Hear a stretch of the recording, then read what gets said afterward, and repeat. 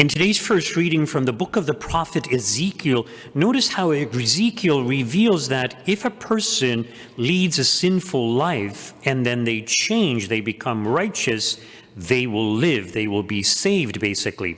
And he says the opposite also, that if somebody is living a virtuous life, very righteous, but then they stray from the ways of God and become wicked, well, their previous righteousness is not going to benefit them.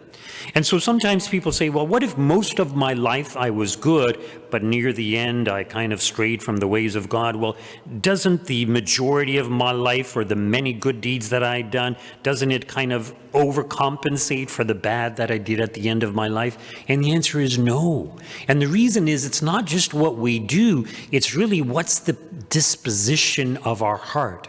What is our interior attitude? What are the kinds of thoughts and desires that we entertain that many people are not aware of? So this is what is crucial. This is what is important.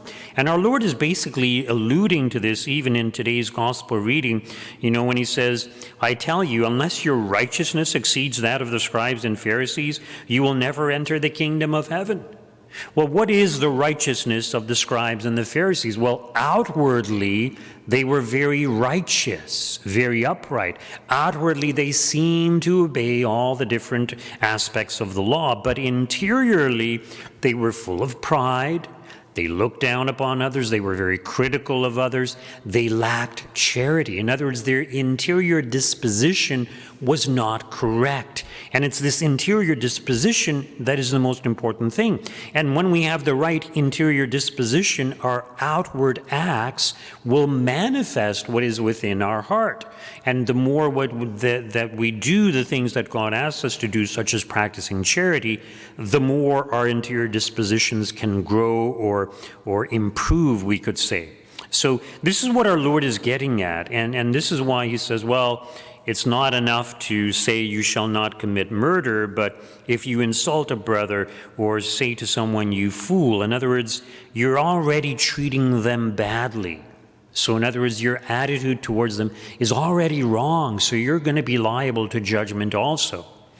And then notice how our Lord says that when you are offering your gift at the altar, if you remember that your brother or sister has something against you, leave your gift there before the altar and go first be reconciled to your brother or sister, and then come and offer your gift. So what's implied here is that if we have offended someone, then we may need to be reconciled with that person before we can offer that gift at the altar. So in other words, when we offer the sacrifice of the Mass, now this was of course referring to the time when the temple was still standing, when they offered animal sacrifices. And basically what our Lord is saying is your interior disposition has to be correct, because if you're not repenting of your sin, if you're not trying to be reconciled with your neighbor, then your gift, your offering, is not going to be very valuable. Now, we apply this also to the celebration of the Mass. In other words, if we want to get more out of the Mass, we need to purify ourselves, we need to purify our intention.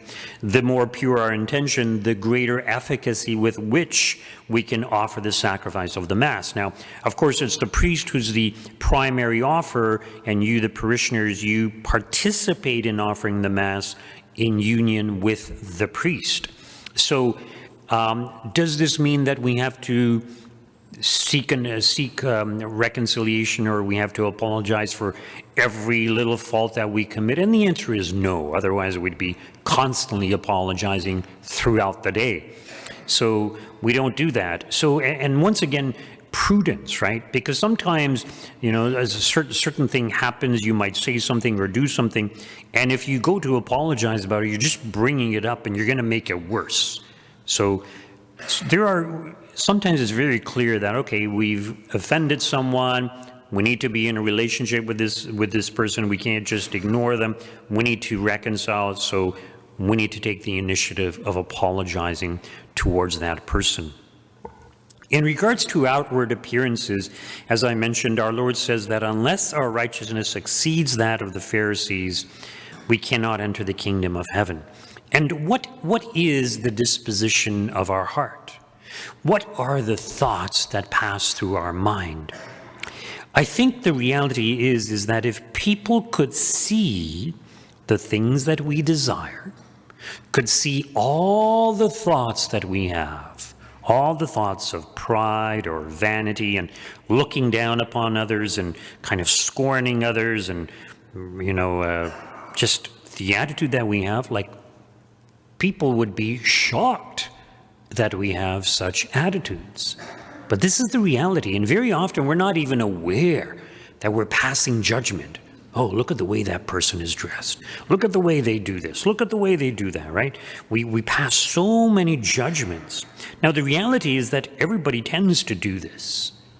And often we're not even aware that we're doing it. It just happens, and it's kind of like we forget. In other words, it's even things that we may not even confess in the confessional because it's just so habitual and so minor in many ways that we don't even realize it. So it's good for us to reflect on it. Well, what is my interior dispositions? What are my desires? How do I interact with people? Do I look down upon people? Am I filled with pride? Do I think I'm better than others? These are things for us to ponder because our Lord is saying that we're not just going to be judged upon our external behavior, our external actions, but also what is interior, what is in our heart, and what is in our mind. Just a brief announcement, tomorrow after the evening Mass, we have our next movie night. We will be showing The Boy in the Striped Pajamas, so you're welcome to participate in that. That will be after the 5 p.m. Mass tomorrow, Saturday evening.